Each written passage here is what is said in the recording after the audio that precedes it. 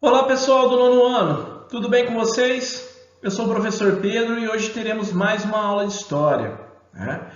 Na última aula vocês compreenderam a implantação do regime republicano no Brasil e o contexto desse processo, como por exemplo a criação de novos símbolos e heróis. Para que vocês possam acompanhar daí da casa de vocês, eu sugiro que abram na página 183 da apostila 1, certo? Vamos começar pelo tópico Uma Nova Constituição. Pessoal, para estabelecer as normas republicanas e escrever uma nova Constituição, naquele período foi convocada uma Assembleia Constituinte. Tá? A primeira Constituição do novo regime deixou claro quais grupos, a gente falou sobre militares, oligarquias, classe média urbana, burguesia, que participaram dessas mudanças, quais esses grupos tiveram maior força política para implantar o seu projeto. A primeira Constituição republicana brasileira foi promulgada em 24 de fevereiro de 1891. Ela foi inspirada nos princípios republicanos clássicos e na Constituição dos Estados Unidos, que propunha o federalismo, certo? Vamos pensar então em algumas disposições da Constituição de 1891, tá? Por exemplo, as antigas províncias passaram a se chamar estados, como a gente conhece até hoje, e ganharam grande autonomia administrativa, ou seja, liberdade administrativa. Podiam fazer sua própria Constituição, um detalhe, desde que essa Constituição não entrasse em conflito com a Constituição Federal. Também era possível para os estados obter empréstimos do exterior e organizar as suas próprias forças militares. O Brasil, por sua vez, passou a se chamar República dos Estados Unidos do Brasil. Isso mesmo, O nome do Brasil, após a proclamação da República, após essa primeira Constituição, passou a ser República dos Estados Unidos do Brasil, ok? Esse modelo adotado pelo Brasil é chamado de federalismo. Bom, em o federalismo, a República seria composta por 3 poderes: executivo, legislativo e judiciário. Isso gera confusão em muita gente até hoje, ok? Então vamos entender que esses 3 poderes, de acordo com o modelo republicano, eles seriam independentes entre si. O que é independente entre si? Eles tinham uma autonomia, porém eles estavam, digamos que um olhando o outro, um fiscalizando o outro, certo? Bom, ao contrário do período imperial, em que havia o poder moderador, o governante não poderia intervir nas decisões do legislativo, ou do judiciário, ou mesmo desautorizá-las. Essas decisões não poderiam não poderia haver interferência, certo? Ou seja, eram independentes entre si, ok? Veja como esses poderes se organizavam em nível federal e estadual. Federal, então, o executivo era o presidente da República, o legislativo, o Senado e a Câmara Federal, e o judiciário eram tribunais federais. Na esfera estadual, nós temos aqui o executivo é o governador, o legislativo é a Assembleia Legislativa, os deputados estaduais, e o judiciário são tribunais de justiça, ok? Então a gente tem uma esfera federal, uma estadual, ok? Então foi organizada dessa maneira essa primeira Constituição. Então, entre os princípios republicanos clássicos, destaca-se a separação e autonomia entre os poderes executivo, legislativo e judiciário. E também as eleições periódicas para eleger os componentes dos poderes executivo e legislativo, ok? Os membros dos poderes executivo e legislativo passaram a ser escolhidos pelo voto direto, tá? Tinham direito ao voto. Quem que tinha direito ao voto nesse primeiro momento da República Brasileira? Apenas homens brasileiros alfabetizados, maiores de 21 anos, independentemente da renda, ok? Ficaram excluídos desse direito os homens analfabetos, que era a maior parte da população, as mulheres, os mendigos, os militares sem patente de oficial e membros de ordens religiosas. Ou seja, pessoal, apenas cerca de 10% da população tinha direito ao voto. E detalhe, não era um voto secreto. O eleitor precisava declará-lo, certo? Nesse momento também a gente tem que destacar que a Igreja Católica foi separada do Estado, ok? O Estado então passou a não ter mais uma religião oficial, passou a ser laico. Então, alguns documentos que eram feitos pela Igreja passaram a ser feitos pelo Estado. Os nascimentos, casamentos e óbitos passaram a ser registrados em cartórios.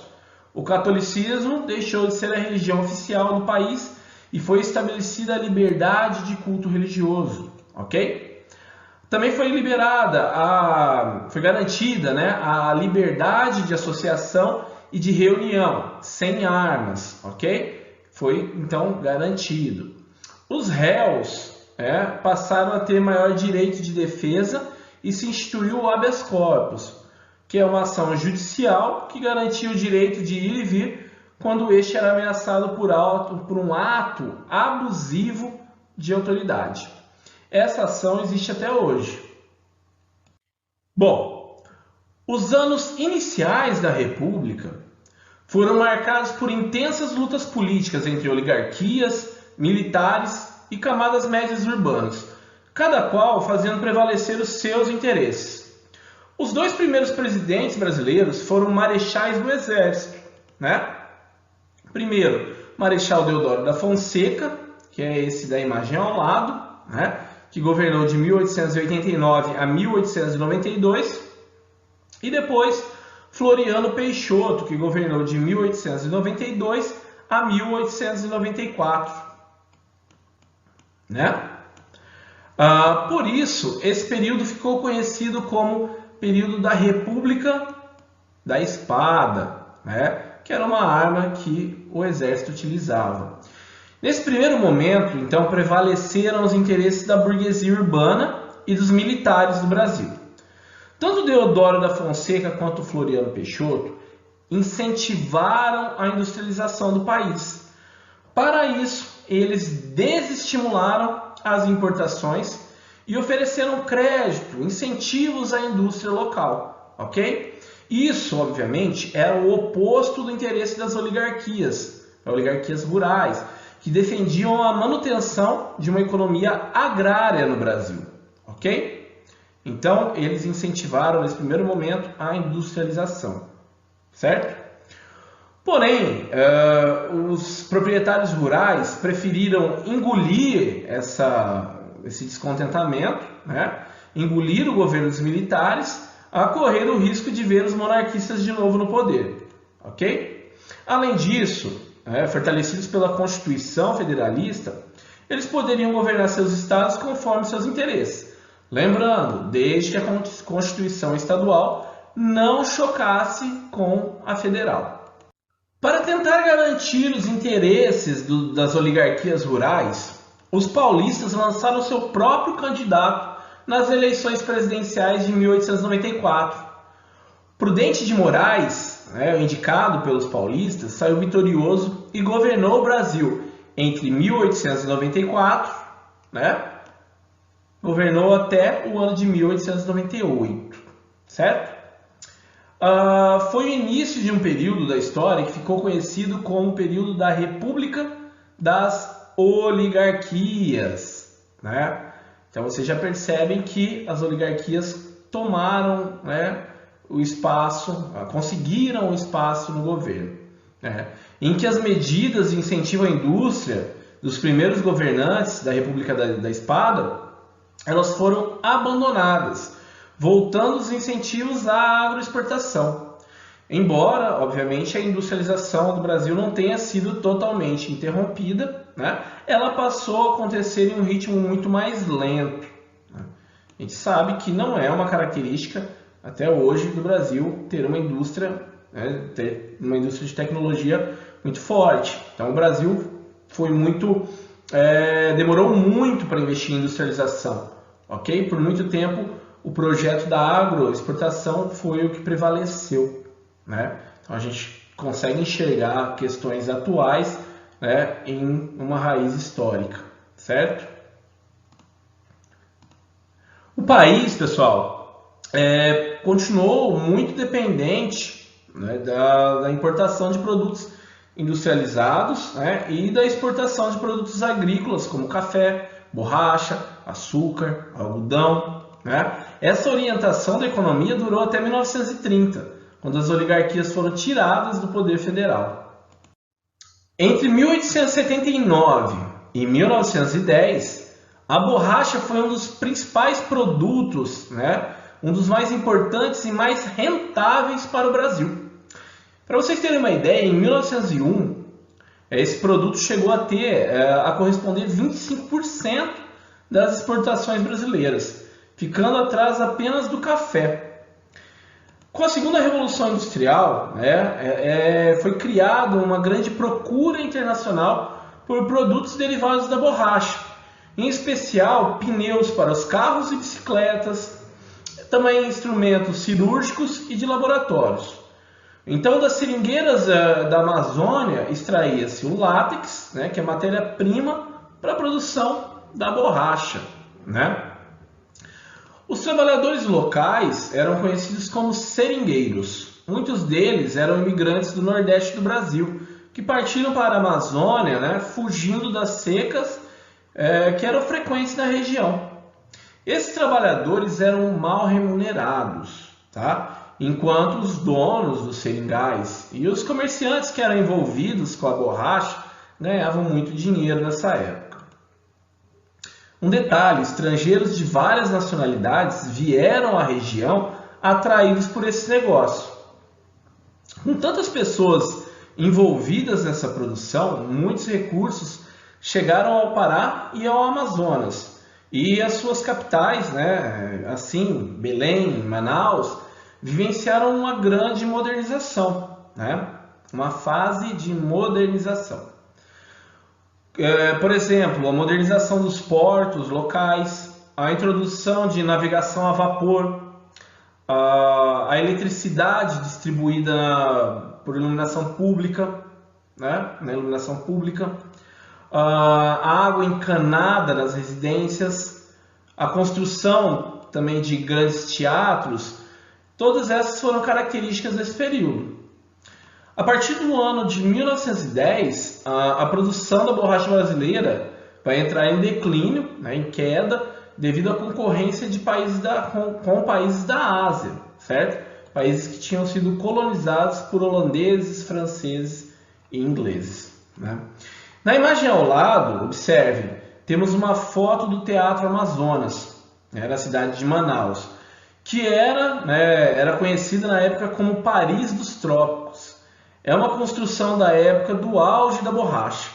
O norte do Brasil se tornou um palco de grandes transações econômicas, também espaços de diferentes formas culturais, orquestras, companhias nacionais e internacionais de ópera, teatro, dança, canto lírico, popular, né? Foi esse momento de auge da região norte. Para garantir a continuidade dessas oligarquias no poder durante tanto tempo, foram utilizados dois mecanismos políticos: a política dos governadores e a política do café com leite. Tá? Vamos falar primeiro da política dos governadores, ok? Bom, essa política foi criada pelo presidente Campos Salles, né, que foi o quarto presidente da República, que governou entre 1898, e 1902. Esse da foto ao lado. Né? Essa estrutura garantia uma boa relação entre o governo federal e os governos estaduais. sempre de forma a garantir o interesse de ambas as partes. Os governantes apoiavam as iniciativas do presidente da República e pressionavam os deputados de seus estados para que também fizessem isso. Em época de eleições, principalmente para a Câmara Federal e para o Senado, eles atuavam para que em seus estados os candidatos leais ao governo federal saíssem vitoriosos. Caso fosse eleito um candidato da oposição, cabia ao governador denunciá-lo, denunciar ao presidente, que poderia impedir a posse do oponente através da chamada Comissão Verificadora de Poderes. O que era isso? Bom, a gente já vai ver. Entenda o seguinte: em troca do apoio ao governo federal, os governadores recebiam verbas federais e indicavam pessoas de sua confiança para cargos públicos ligados à presidência. Para que a política dos governadores funcionasse, era necessário que os chefes políticos locais, conhecidos como coronéis, desde o Império, participassem desse modelo. Isso deu origem ao chamado coronelismo, ou seja, era uma troca de favores que garantia os interesses dos políticos que estavam no poder. A Comissão Verificadora de Poderes, que eu falei para vocês agora há pouco, era composta por deputados federais leais ao presidente da República. Era encarregado, então, de examinar os nomes dos novos deputados eleitos e só poderiam tomar posse os deputados que eram aprovados pela comissão, ou seja, os que pertenciam ao grupo do governador e do presidente. Assim, eles se mantiveram por tanto tempo no poder. Bom, pessoal, na aula de hoje discutimos a criação da Constituição e as limitações do regime republicano no Brasil. Também aprendemos sobre a República da Espada e o início da chamada República das Oligarquias. Na próxima aula, ainda no módulo 3, iremos aprender sobre o que foi o coronelismo e a chamada política do café com leite, política retratada na charge ao lado, no qual, ao lado da cadeira presidencial, temos um representante de São Paulo e um de Minas Gerais. Abaixo estão os outros estados. Entenderemos melhor essa relação na próxima aula, ok? Pessoal, espero que tenham gostado. Acima está o meu contato, caso tenham dúvidas. Bons estudos, muito obrigado e até a nossa próxima aula.